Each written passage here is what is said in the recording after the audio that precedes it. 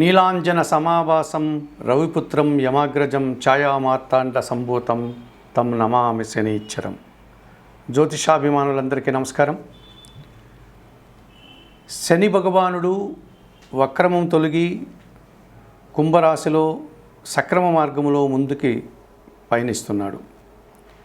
2024 November నెల 15వ తారీఖు శుక్రవారం రోజున మధ్యాహ్నం 2 గంటలకు కుంభరాశిలో శని భగవానుడు వక్రం తొలుగుతున్నాడు. ఈ రకంగా వక్రం తొలగినటువంటి శని ఇదే కుంభరాశిలో 2025 మార్చి 29వ తారీఖు శనివారం రాత్రి 9 గంటల వరకు ప్రయాణం చేస్తాడు. ఆ తర్వాత ఆయన కుంభరాశిని వదిలిపెట్టి మీనరాశిలోనికి ప్రవేశిస్తాడు. మరి వక్రం తొలగినటువంటి శని భగవానుడు సక్రమ మార్గంలో ఈ కుంభరాశిలో 4.5 నెలల పాటు ఆయన ప్రయాణం చేస్తున్నాడు కనుక 2024 నవంబర్ 15 నుండి 2025 మార్చి 29 వరకు ఈ 4 నెలల కాలంలో కుంభరాశిలో సక్రమ మార్గంలో శని పయనించేటువంటి రోజులలో 12 రాశుల వారికి శని ఇచ్చేటువంటి యోగములు కానీ ప్రతికూల ఫలితాలు ఎలా ఉంటాయి అన్న విషయాన్ని ఇప్పుడు మీకు నేను చెప్పబోతున్నాను.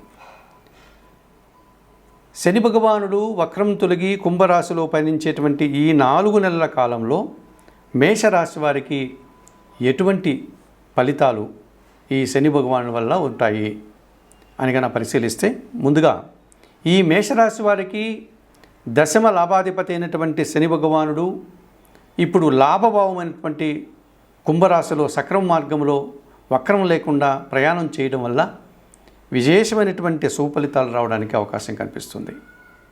శని భగవానుడు లాభములో 11వ భావములో మేషరాశి వాళ్ళకి ప్రయాణం చేయడం వల్ల వృత్తి, ఉద్యోగ, వ్యాపార, వ్యవసాయ రంగాల్లో కానీ ఇతరతర శని కారకమైనటువంటి అన్ని విషయాల్లో కానీ 100% శుభ ఫలితాలు, శని యోగము లభించడం వల్ల మంచి లాభాలను, మంచి అభివృద్ధిని వీరు పొందగలుగుతారు.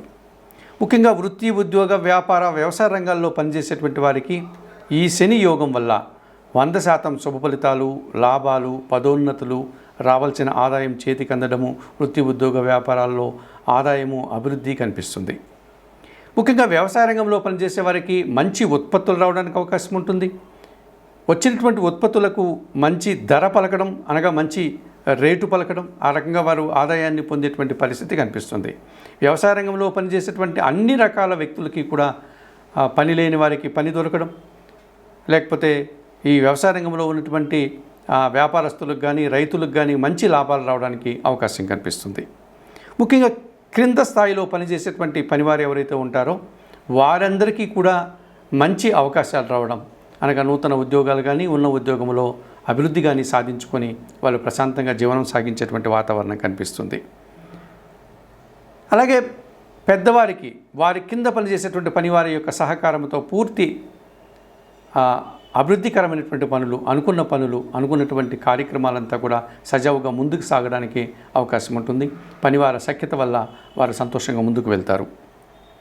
ఈ కార్మిక, కర్షక, శ్రామిక, మిగతా రంగాల్లో పనిచేసేటువంటి వారు, ముఖ్యంగా యూనిఫామ్ వేసుకున్నటువంటి క్రింద స్థాయి ఉద్యోగులు ఎవరైతే ఉంటారో ఈ కార్మికులు కానీ, శ్రామికులు కానీ, మున్సిపాలిటీల్లో పనిచేసేవారు కానీ, ఇతరత్ర చిన్న చిన్న పరిశ్రమల్లో పనిచేసే వారందరికీ కూడా ఎక్కువ సుఫలితాలు రావడానికి అవకాశం ఉంటుంది మేషరాశి వారికి. ఈ శని భగవానుడు లాభభావంలో 11వ భావంలో కుంభరాశిలో ప్రయాణం చేయడం వల్ల.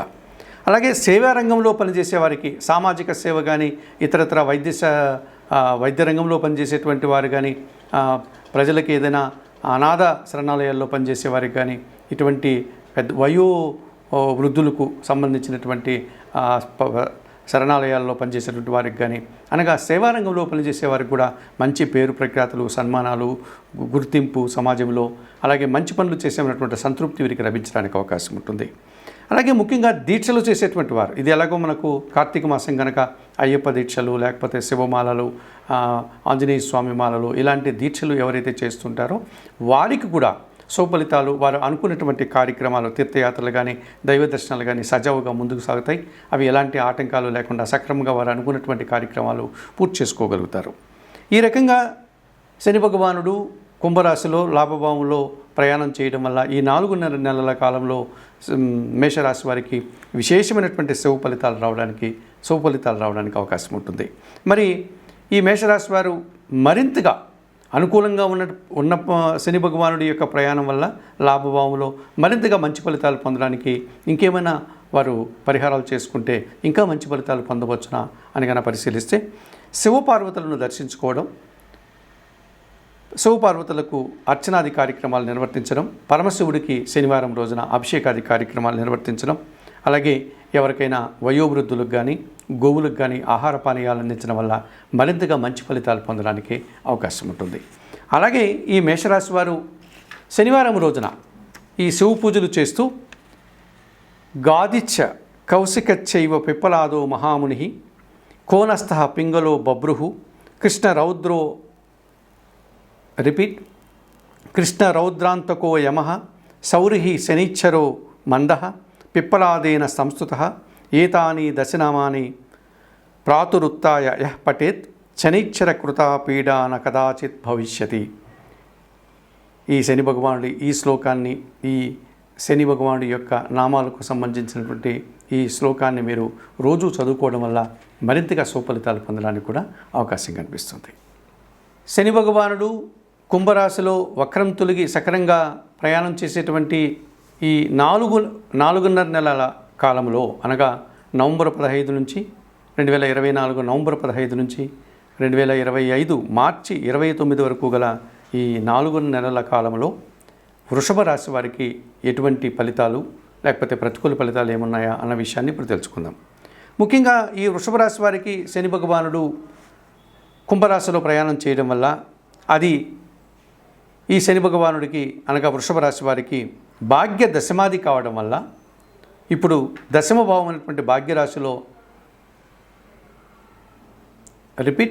ఇప్పుడు దశమ భావమైనటువంటి కుంభరాశిలో శని ప్రయాణం చేయడం వల్ల అది దశమ భావం కావడం వల్ల ఈ వృషభ రాశి వారికి 50% మాత్రమే శని యోగాలు అనగా శని వల్ల వచ్చేటువంటి లాభాలు అనుకూలతలు కనిపిస్తున్నాయి. ముఖ్యంగా భాగ్య దశమాధిపతి అయినటువంటి ఈ శని భగవానుడు దశమ భావంలో కుంభరాశిలో ప్రయాణిస్తున్నాడు కనుక వీరికి ప్రతికూల ఫలితాలు 50%, అనుకూల ఫలితాలు 50% అనగా మిశ్రమ ఫలితాలు రావడానికి అవకాశం కనిపిస్తుంది వృషభ రాశి వారికి.